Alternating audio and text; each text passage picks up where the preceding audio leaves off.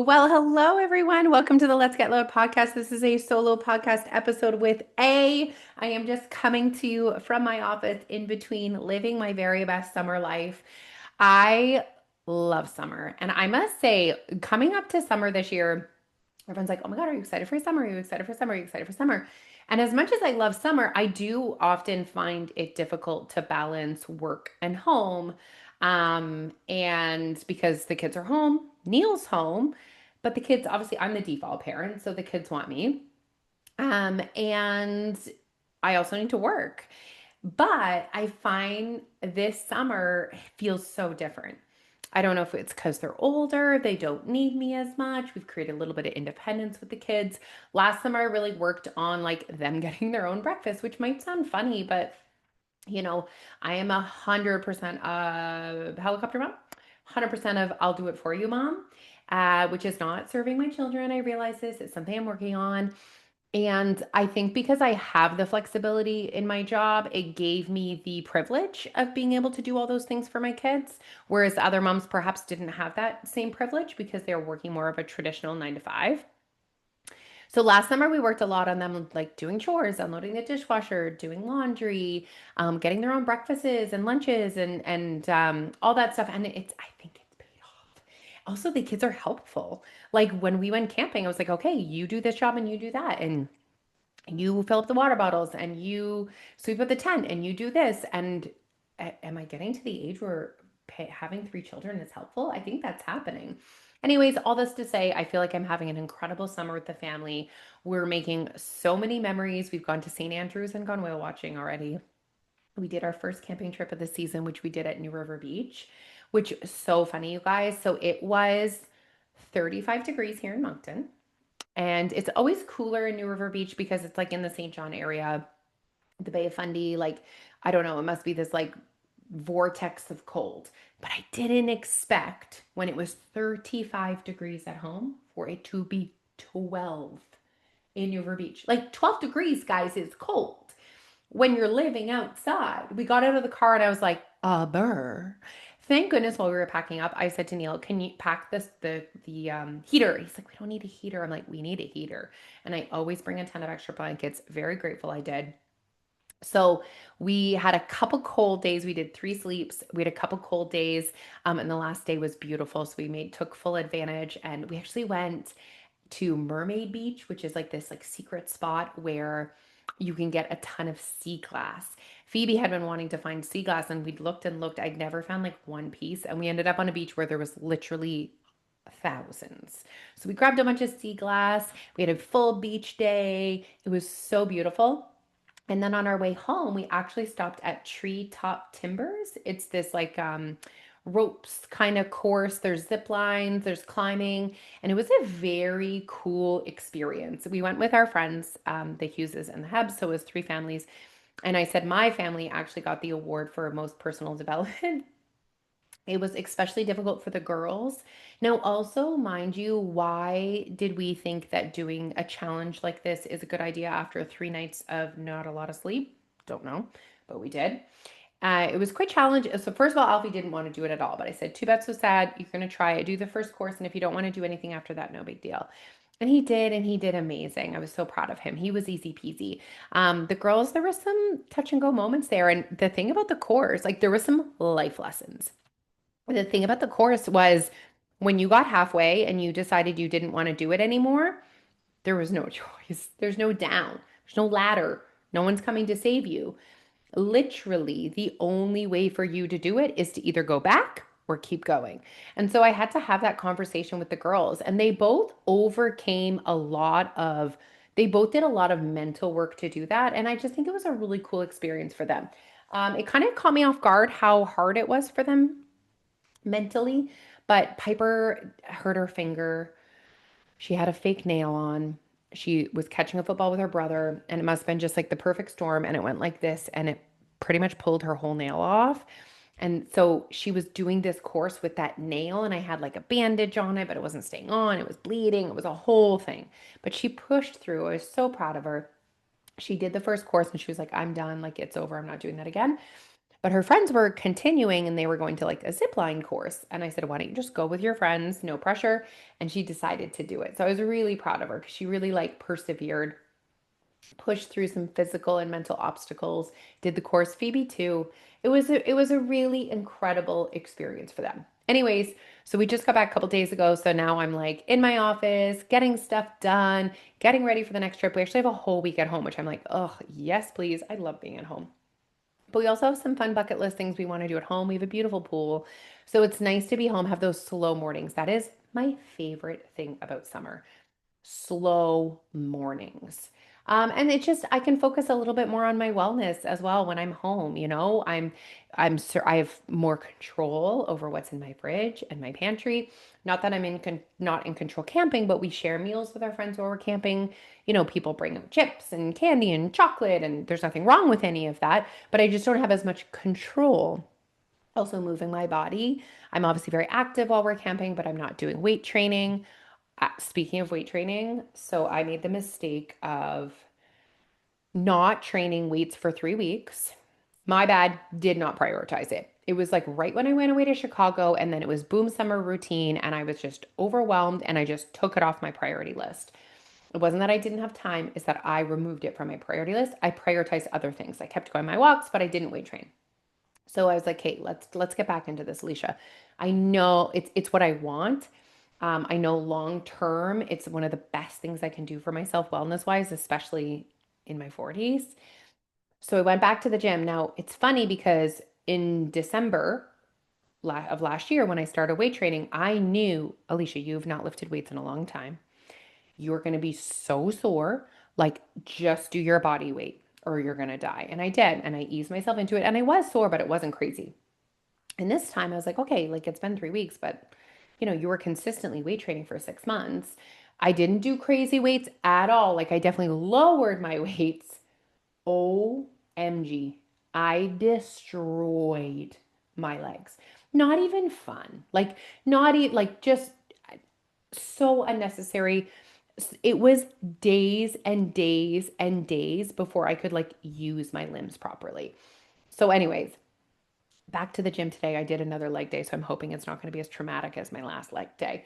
But yeah, just being at home, I find it easier to focus on my wellness. But having said all of that, I thought you guys might enjoy a little podcast today about how I lost weight while camping. Okay, so I got on the scale before we left, and I got on the scale when we got back, and I had lost like doesn't really matter, but I had lost weight. I created a calorie deficit while camping, is what I want to say, and why I think this is so important is so many people connect an experience with a calorie surplus. And you almost assume that camping has to equal a calorie surplus. It can if you want it, if you choose it. Many people are choosing it, but maybe you're not choosing it mindfully or not choosing it intentionally. If you created a calorie surplus while camping, you chose it. You're not the victim of camping, you chose it. So, really having that conversation with you guys today that there are other options if you want and how I unlock them. Okay.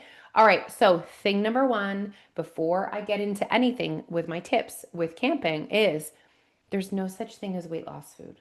There's no such thing as good food. There's no such thing as bad food. So as soon as you hear me talking and you're like, okay, I'm going camping and I want to lose weight, I got to bring a Tupperware of fruit and a Tupperware of vegetables and I need pause, stop. Okay.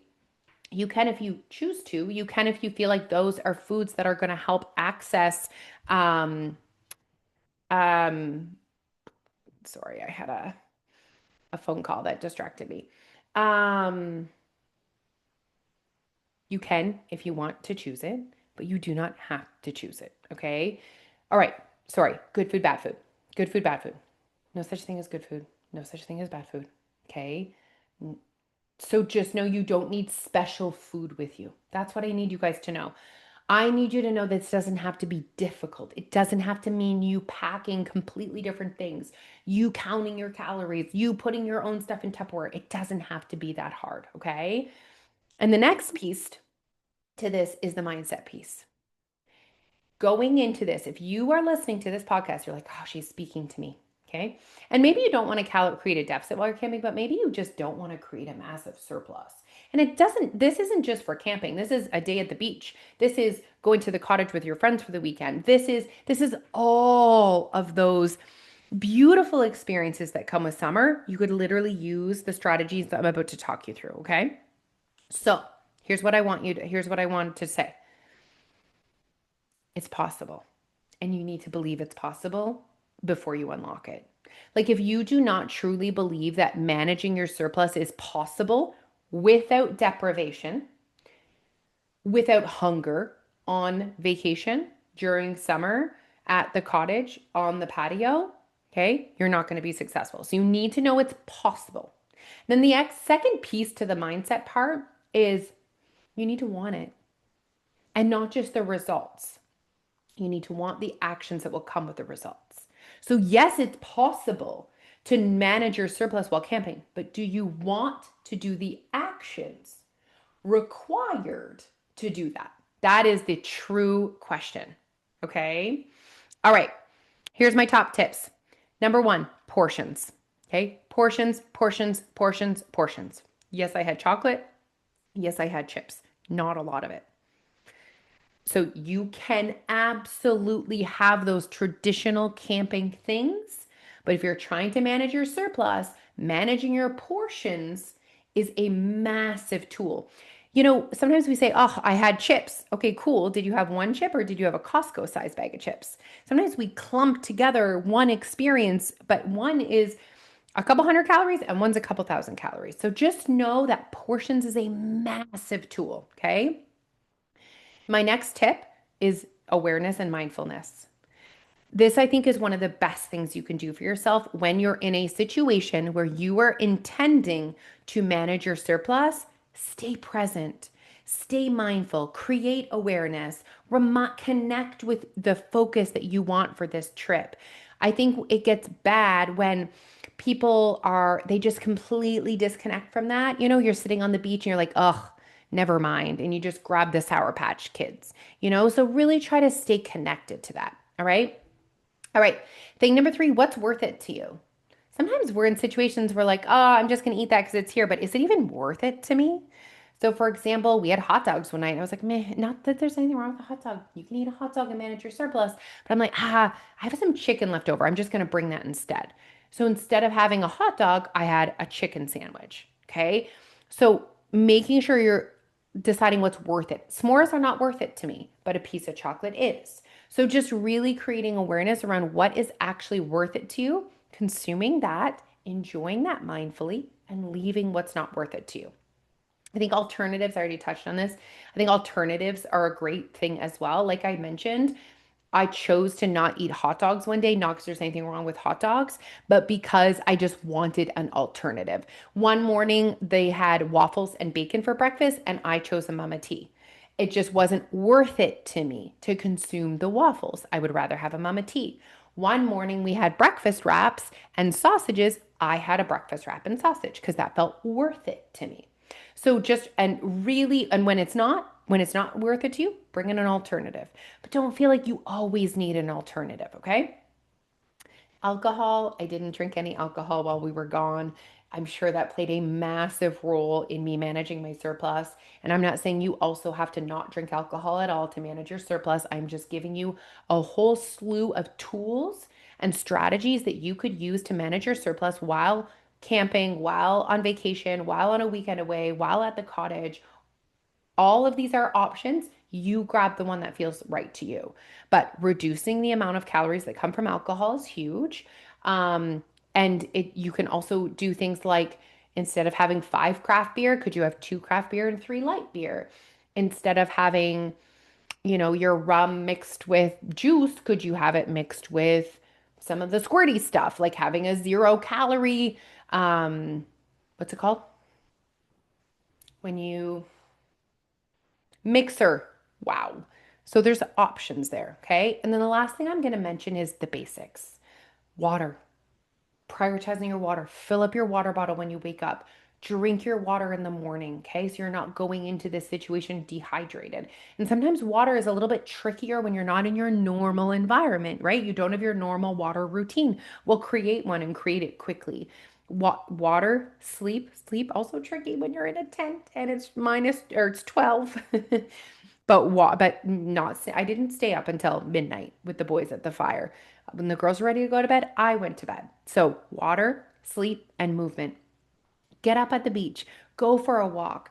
All those things are going to keep you connected to the person that you're that identity of a person that stays connected to their wellness even when they're on a camping trip. So I hope you guys enjoyed that. Tips, tricks, strategies for managing your surplus while living your very best summer life. It is not about deprivation. It's not about bringing those Tupperware containers and counting your calories. It's about being intentional, being mindful, managing your portions, choosing what's worth it to you, bringing alternatives in situations where what's being served isn't worth it to you, managing the amount of calories that come from alcohol, sticking to the basics water, sleep, movement, and the most important thing, having the right mindset about it, believing it's possible, and reminding yourself that you are willing to do the actions required to stay connected to that focus. All right, everyone. I hope you guys enjoyed that podcast. Listen, my DMs are always open. So if something I said, you're like, I wonder, or I'd like some advice, or tell me more about this, I'm always looking for podcast ideas. I am a total open book. So send me a DM anytime on Instagram where I hang out the most. All right, everyone. Have a